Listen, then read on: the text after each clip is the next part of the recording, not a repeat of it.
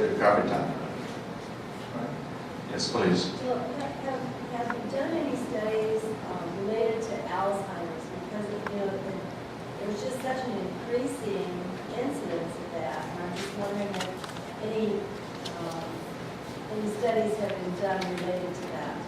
So the question is whether Alzheimer's disease and gluten are kind of connected, right? So first of all, Alzheimer's disease is a broad umbrella. There are a lot of subsets of patients who have Alzheimer's disease. And again, probably there are some subsets. Doesn't work. Can you hear me? Yeah. So there are obviously some subsets, probably which are gluten-driven, but I cannot answer on this question specifically. It's a difficult question. I don't have an answer. Right, but I'm just saying with the high incidence and with all of this that's involved, it seems. There's a possibility, but there's no any strict scientific evidence that there's a direct connection. Thank you. Two questions. Is gluten intolerance a thing that you hear going around calling gluten sensitive? Is there a difference? The question whether gluten intolerance and gluten sensitivity is the same thing or whether it's a different thing, right? So it depends on the person who is using that particular terminology. But in general, what you need to recognize, in general, there are two things. There is gluten allergy and gluten intolerance. What's the difference? Gluten allergy, it's immediate response. You consume gluten, you develop hives right away, right? That's gluten allergy. Gluten intolerance and gluten sensitivity is a delayed response. If you consume gluten, not necessarily you will develop a reaction right away, but like within 6 hours, within 12 hours, within 24 hours, you may develop a reaction. Not necessarily in skin, but you may have like a brain fog. For example, in our clinic, what we see, the majority of patients who consume gluten accidentally, if they consume small amounts of gluten, they develop brain fog and fatigue. That's the first reaction. If they consume larger amount, let's say if they consume a couple of slices of pizza, they typically develop stomach pain, bloating, plus fatigue. And if you consume extreme amount, then you develop joint pain. So there's a dose effect. My second part of this is it's becoming more and more mainstream, and you're hearing about it, and you're seeing more and more restaurants going gluten-free menus. I had heard about a year or two ago that the reason for it is the re-engineering of wheat is that the wheat today has so much more gluten properties than wheat did in 1940. Is that true or not true? Well, there's probably some truth, but again, I can't be 100% positive whether that's true or not. So what's been shown, Mayo Clinic published a study last year. What they did, they analyzed the presence of antibodies against gluten in blood samples of military records, which were collected in the 60s and in the 90s, right?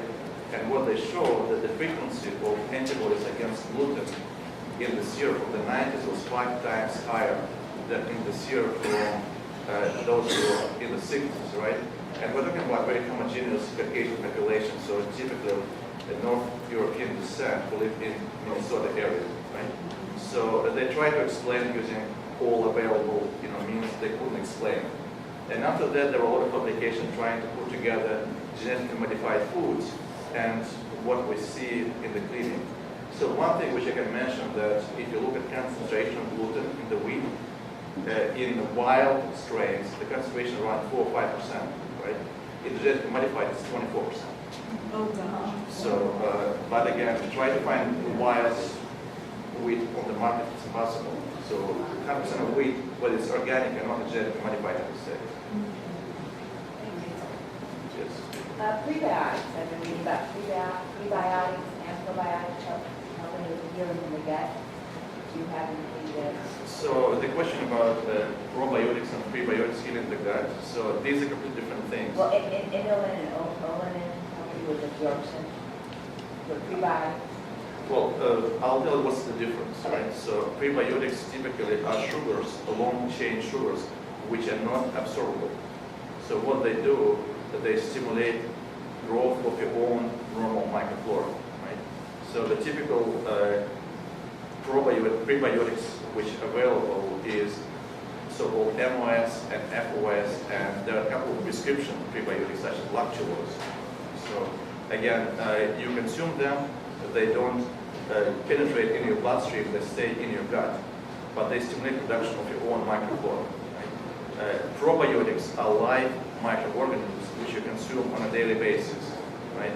And so these are beneficial microorganisms which you consume. So ideally, you want to consume both pro and prebiotics. Chris?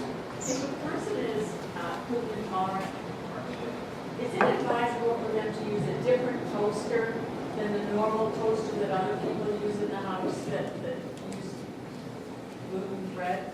So the question is, if a person is gluten intolerant, is it feasible to use separate toasters for regular and gluten-free bread? It's a good question. It all depends on your gluten sensitivity threshold, because different people have different threshold. Like I have a couple of people in my clinic who cannot go by the bakery. If they smell quarter bread, they get sick. Right? I have people who can eat up to 1 crouton of bread and they're fine. If they eat 2 croutons, they get sick. So you need to determine what is your sensitivity and then base your decision on that fact. If you're very sensitive, then yes, it is advisable to kind of split your toasters. But again, it's an open question. I don't have specific answers to you. Yes. I'm trying to understand what you said earlier about breastfeeding. I have a daughter who's pregnant, and my other daughter, her son has autism, and she nursed him.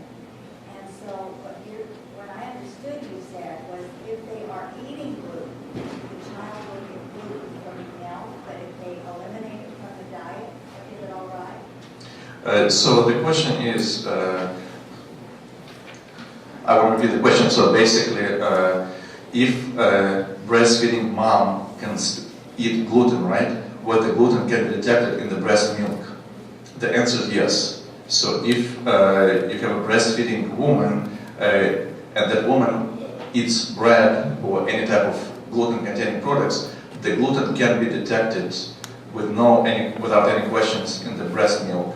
And so if the newborn is genetically predisposed toward gluten, right, that particular newborn can develop a problem because he or she will be exposed to gluten coming with the breast milk. But if the mother eliminates it, And if the mother eliminates, then definitely, there will be any exposure, yes. Because it's all about consumption, absorption, and excretion into the breast milk.